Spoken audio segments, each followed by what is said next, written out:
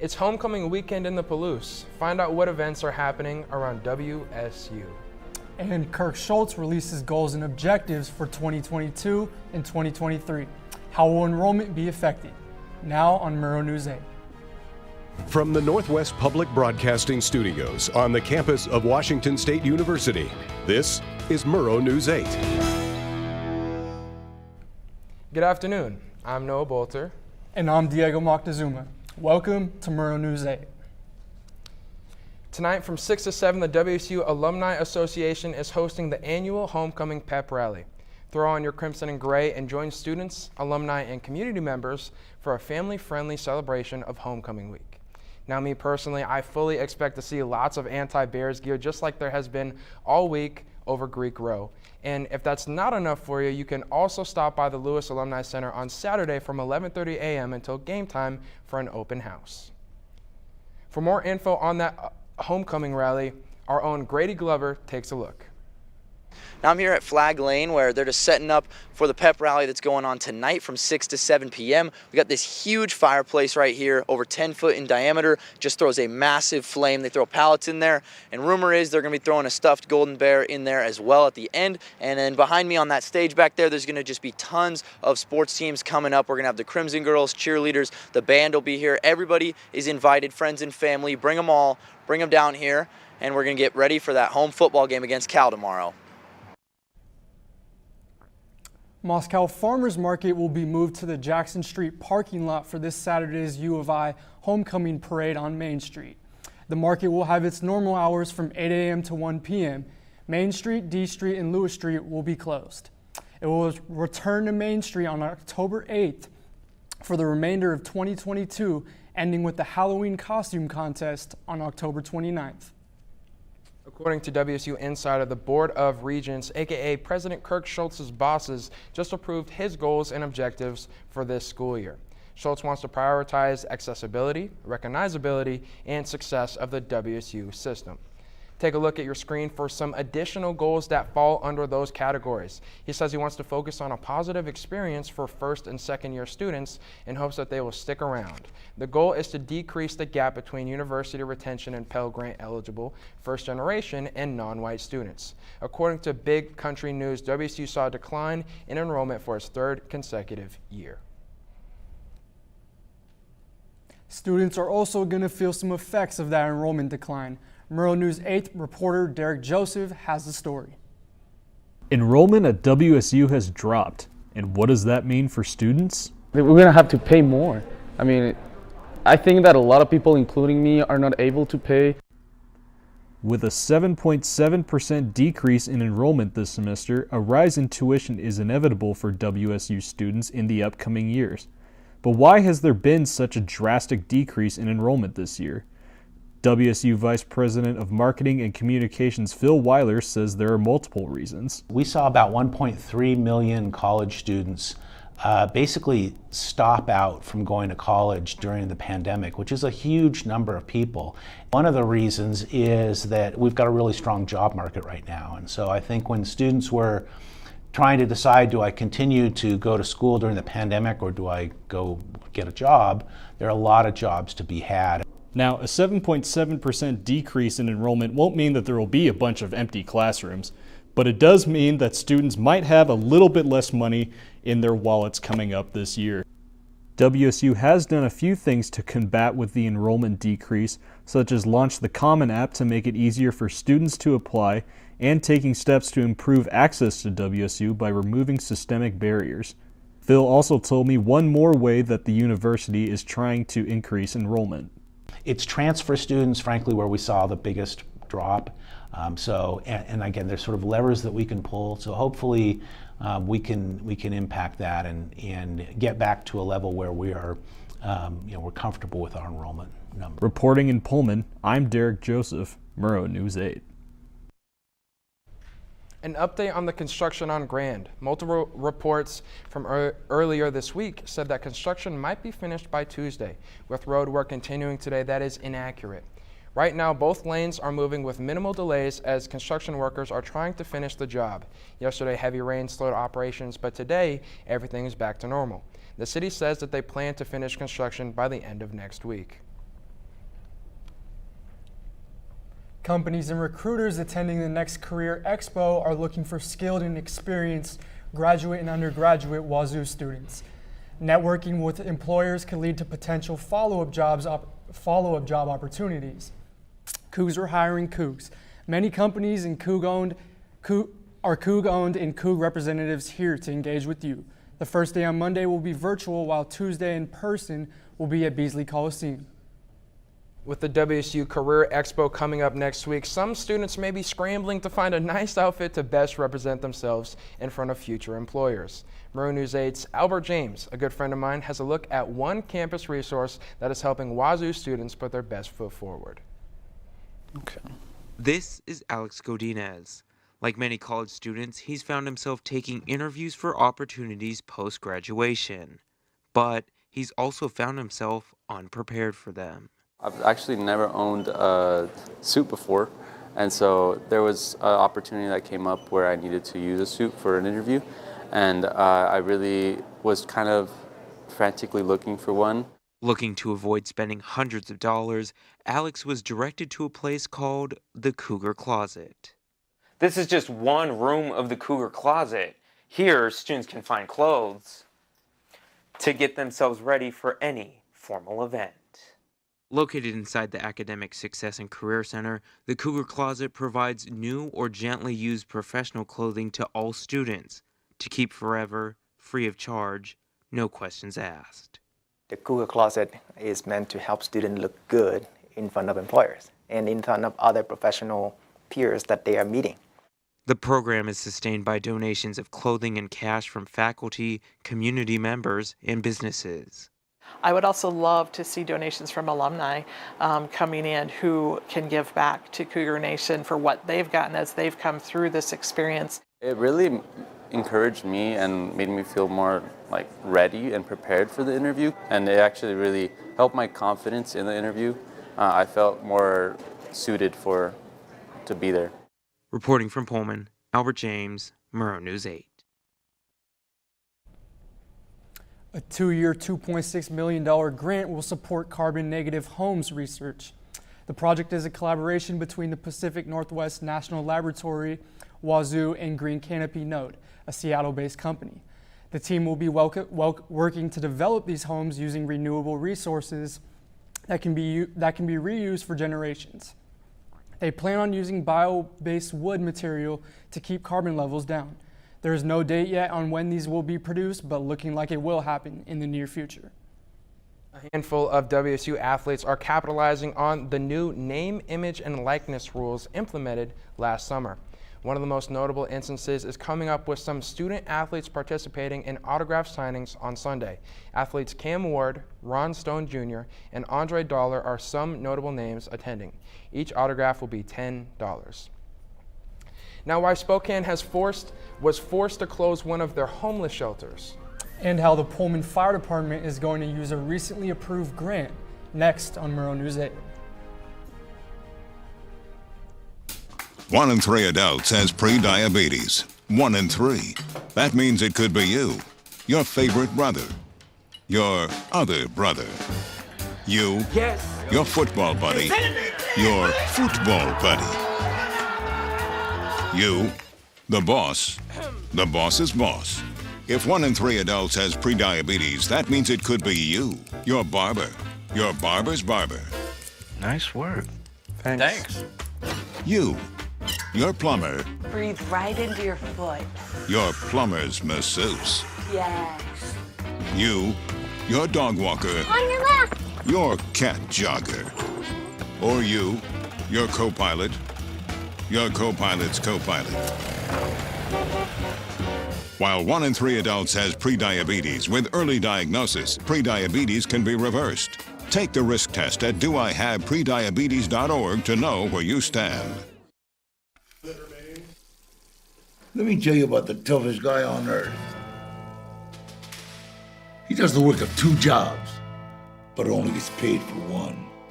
He's tough enough to feed the man that gave him a lifetime of nourishment.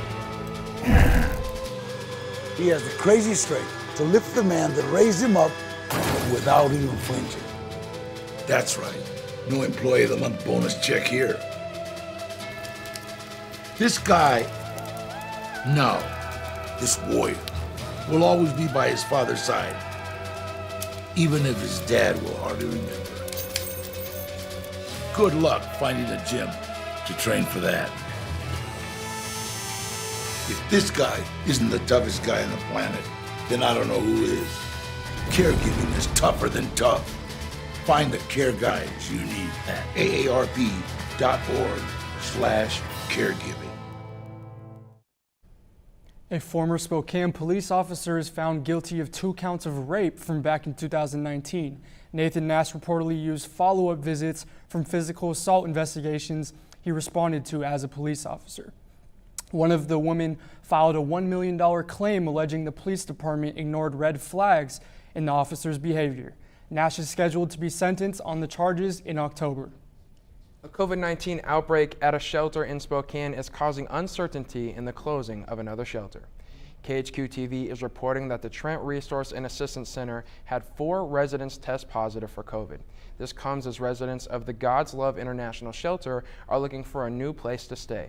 Yesterday, the city gave them a notice to vacate, citing code violations. The shelter has until tonight at 5 to leave. Staff at the Trent shelter say they aren't turning anyone away due to the outbreak. They say all residents will have to wear masks and follow other COVID protocols. The Moscow Volunteer Fire and Ambulance Department is hosting a pancake feed fundraiser and safety fair tomorrow from 7 to 11 a.m. The fundraiser will take place at the Moscow Fire Station on South Main Street in Moscow. Now, speaking of people keeping us safe, the Pullman Fire Department will finish a driver certification training in 2024. Murrow News 8 reporter, another friend of mine, Alex McCullum, has the story. All those in favor signify by saying aye. Aye. On September 13th, the Pullman City Council voted to accept the FEMA 2021 Assistance to Firefighters grant for the Pullman Fire Department. The grant money will be used for a special kind of driver certification. We're going to certify all of our folks on the aerial apparatus. Most people know the aerial apparatus as the rig with the ladder, which lifts firefighters and pumps up to 2,000 gallons of water per minute. FEMA agreed to put $99,212 toward the training, which will happen in 2024. What this will do is actually certify them to a internationally recognized standard. Assistant Chief of Support Services Ray Lamoureux says he expects the Washington Surveying and Rating Bureau will soon require driver certification for the rig. The Bureau rates fire department capabilities, which are used by insurance companies to set fire insurance rates. We're a fire protection class 4. If we were a 7, then the insurance rates in Pullman would be higher. So the ratings are like golf. The lower the rating, the better. The department also made another request in the grant for new video laryngoscopes, which are used for intubating people during emergencies or helping them breathe. FEMA denied the request. On a standard laryngoscope, there's a light to help guide the intubation tube into the airway. But on a video laryngoscope, there's a fiber optic camera in place for more difficult airways like in allergic reactions. The department already had some video laryngoscopes, but they don't fit pediatric patients. It helps to have these other tools in the toolbox so that we can get these folks intubated quickly. So we'll see in the future if we can make our grant application better for the laryngoscopes to be able to get those. Until then, the department will continue the training and certification process for their drivers. Reporting in Pullman, Alex McCollum, Murrow News 8. In Washington State news, enhanced ID prices are set to go up on October 1st. A small increase of $3 a year means an 8-year enhanced license costs $56 now instead of the current $32. The move is intended to fund a $17 billion Washington transportation bill. This bill aims to reduce carbon emissions and expand public transportation across the state. Coming up, find out how Governor Inslee is helping relief efforts for Hurricane Ian. And a look at this weekend's weather forecast with Albert James, next on Murrow News 8.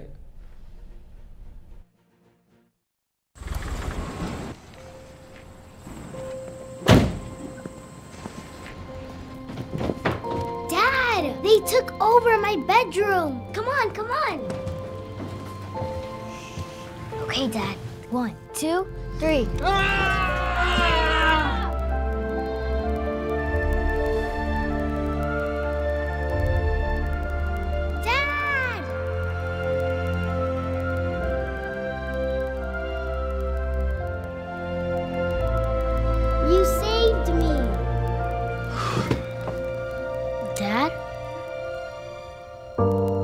Are you okay? I'm fine, dear.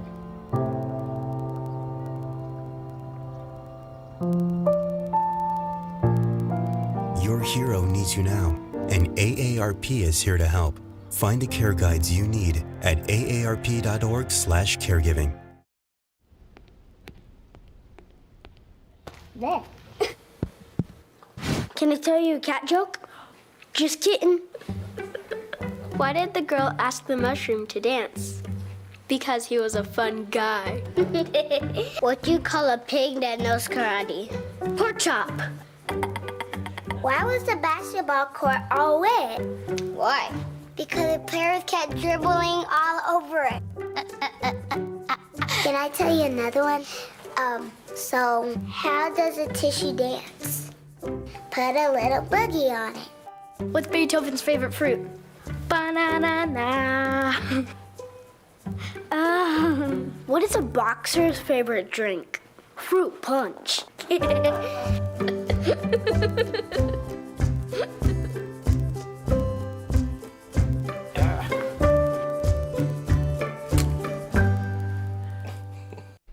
As Hurricane Ian continues to wreak havoc on the southeastern United States, Governor Jay Inslee is sending 4 members of the National Guard to help out relief efforts in Florida. CNN is reporting as many as 25 deaths so far. As of earlier this morning, the Category 4 storm has winds recorded faster than 130 miles per hour. The storm that started on the coast of Florida has picked up momentum as it makes its way north along the East Coast. Experts predict Hurricane Ian will continue reaching the Carolinas today and tomorrow, heading further and further inland. President Biden advises everyone to check their local advisories and to reach out to the loved ones at risk. Back here at home, our local advisory is a little bit more calm, thankfully. Albert, how long will that last? Well, you know, Noah, it's going to last here a while. Right now, we are sitting at about the low 60s with some lingering clouds, but that should clear up in the afternoon. Today's high 65, low of 42, sunset tonight at 6:48 in the evening. Looking at tomorrow, it's going to be sunny for homecoming, 73 for the high, 44 overnight. And sunny, like I said, sunrise at 6:47, no rain, and for the game, light winds shouldn't affect kickoff too much. Looking at the state map, starting at the west side, mid 60s to low 70s, as you can see, 65 in Seattle, 70 at the state capitol. Much like us, it's cloudy and will be clearing throughout the afternoon for a sunny day. Tomorrow, they're going to see some smoke and haze from some wildfires nearby. Looking at central Washington, Wenatchee, it is hazy right now, poor air quality, moderate air quality actually, because of some wildfires. 79 is the high there. Down in Yakima, sunny and 78. Tri-Cities checking in at 76. Over in Spokane, it is a high of 70 for today, and much like us, cloudy right now, but will clear in the afternoon. Looking at the 5-day now, you can see sunny Saturday, sunny Sunday, sunny Monday, sunny Tuesday, mostly sunny Wednesday. That's why I put the little cloud icon there. 73 for the high for Saturday and Sunday. Getting warmer as we go throughout the week. Lows in the mid 40s. I'll have your game day forecast in just a bit, but for now, let's send it back to Noah and Diego at the desk. A sunny forecast is very exciting. My dinner forecast is cloudy with a chance of meatballs. Coming up, a preview of this week's homecoming game against Cal. And the TV schedule for men's basketball has been announced. How many national TV games do the Cougs have? Next on Murrow News 8. Days, months, Hey, I'm Jim from across the street. years, I'd like to give you this. a lifetime can rush by without realizing what we're missing. But it doesn't have to be that way. We have a choice to take action. Visit maketheconnection.net to find out more.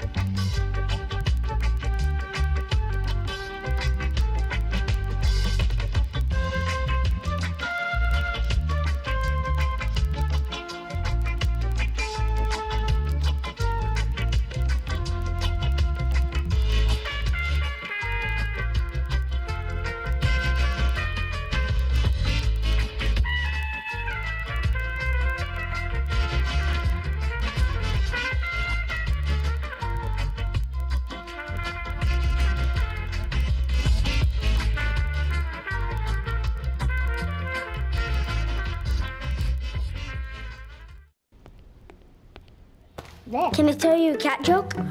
Just kidding.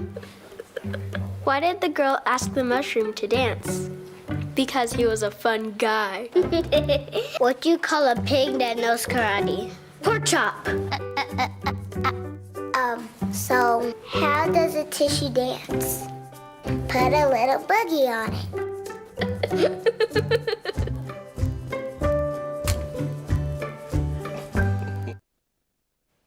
Good afternoon, I'm Alex McCollum with sports. The Pac-12 announced the upcoming WSU men's basketball schedule yesterday. The Cougars will play 10 games across ESPN and 4 on Fox Sports 1. Non-conference play starts November 7th against Texas State and will wrap up December 7th hosting Northern Kentucky. Conference play begins December 1st in Eugene against Oregon, and after wrapping up non-conference against Kentucky, they'll continue against UCLA at the end of December. The first Apple Cup game is February 11th at Beasley Coliseum. The second Apple Cup game and regular season finale is March 2nd in Seattle. The Pac-12 men's basketball tournament will be held March 8th through the 11th at T-Mobile Arena in Las Vegas. And in other basketball news, WSU redshirt freshman Miles Rice announced in a Twitter statement yesterday that he's been diagnosed with Hodgkin's lymphoma. He says the cancer will interrupt his 2022-23 basketball season. Rice says, quote, "I'm so thankful to have family and friends that will support me mentally and spiritually during this critical time, because I know some people are not so lucky. I'm aware I cannot carry this burden by myself, so I'm accepting all prayers and well wishes as we beat this emphasis on we." Rice's full statement is available on the WSU basketball Twitter page. And how is the football team handling their loss to Oregon? Murrow News 8's Alex Huddleston has the story. On Saturday, September 24th, the Cougars put their undefeated record on the line against Oregon and paid the price. Not even the second longest interception return for a touchdown in program history could keep the Cougs on top. Intercepted! Taken out of the air! Junior wideout Lincoln Victor explains how this loss creates a certain appetite for the team going into the weekend's battle. We're a really good team, and I think we've shown that over the course of 4 weeks, but we haven't scratched the surface yet. And I think this loss, there's a reason why we lost, and I think that's going to give us the edge and give us that hunger that we need early in the season for us to finish those types of games. The 3-1 Cal Golden Bears of Berkeley will be migrating to the Palouse to take on the redemption-hungry Cougs for Washington State's homecoming weekend. The Cougs have been working hard all week at practice to claim the victory on Saturday. Redshirt junior edge rusher Brennan Jackson does not let the previous loss phase him, as to him and the rest of the Coug defense, every day is a new day. So I think we're just having a big team of confidence right now, and whether that puts us in the top 25, whether or not, we don't really want to look at that stuff. We really just want to look at each game one at a time, and right now we're 3-1, but this week we're going to try and go 1-0. Reporting in Pullman, I'm Alexander Huddleston. Murrow, News 8. WSU is hosting Cal for homecoming weekend. This wraps up its 3-game homestand after a devastating loss versus Oregon this past weekend. Coach Dickert talks more about what to improve on and what to see from Cal. Thing is, it's communication. It's a whole different challenge, and I think Cal, their offense does a million things. Trade, shift, motions. I mean, communication, just like we talked about from last week, needs to be at an all-time high.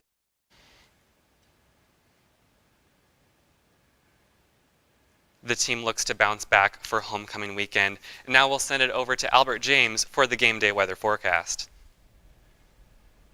Yeah, well, it's actually going to be perfect weather for bouncing back and for caging the Bears, as I've been hearing all around campus. Kickoff at 2:30 tomorrow afternoon. Sunny skies, light winds, 72 degrees for the high. And for about the third quarter at around 5 p.m., sunny, light breeze, 72 degrees.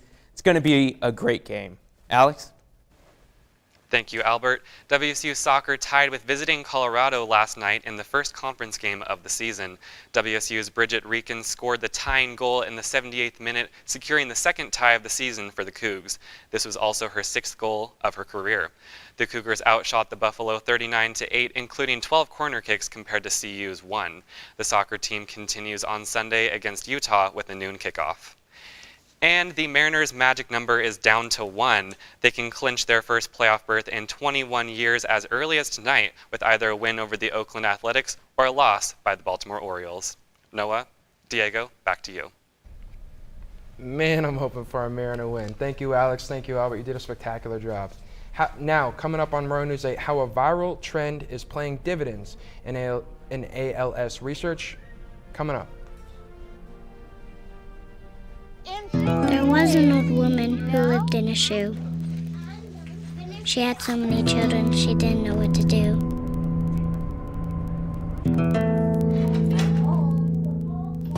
She gave them some broth without any bread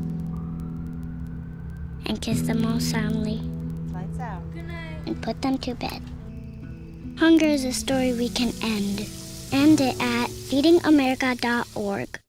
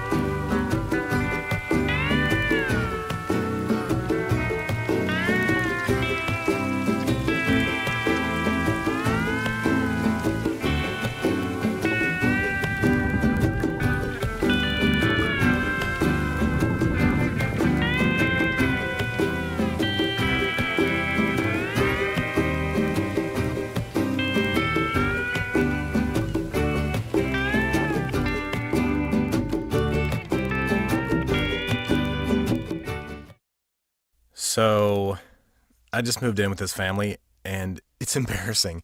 The little one, he likes to go outside and crawl around in the giant litter box. I don't know what he's doing.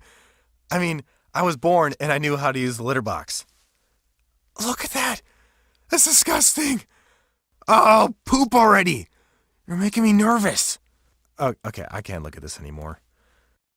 I really hope he grows out of this, for his sake. Y'all remember the ALS Ice Bucket Challenge? Back in 2014, it went viral as thousands around the world dumped ice-cold water on their heads to support donations to ALS research. That challenge helped raise $115 million. Just over $2 million of that was spent on a study for a newly approved medication for ALS that experts say can add months to someone's life. Feels good knowing we made a difference, even if it took a while. Diego, did you ever do the Ice Bucket Challenge? Yeah, man, I remember that back in high school, man. Our whole football team had to do it right after practice one time. Just dumping it right on the field, right on our heads, man. It was awesome. Who needs an ice bath when you could have an Ice Bucket Challenge? Right. Anyways, thanks for watching. If you missed anything in this or any of our previous newscasts, you can always watch us on our YouTube channel. More news can be found at nwpb.org/MN8. And you can follow us on Facebook and Twitter. Have a good night. Go Mariners.